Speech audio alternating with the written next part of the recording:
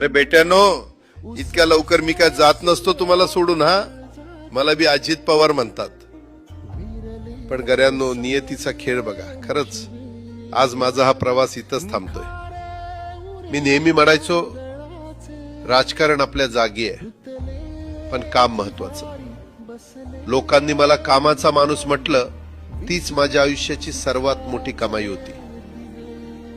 आज निरोप घेताना मन खूप जड आहे, पण एक समाधान आहे की शेवटच्या श्वासापर्यंत मी तुमच्यासाठीच धावत होतो. मी तुम्हाला शब्द दिला होता, जोपर्यंत माझे हातपाय चालतात तोपर्यंत तुमचं भलं करण्यासाठी मी झटत राहील. नियती बघा कशी असते.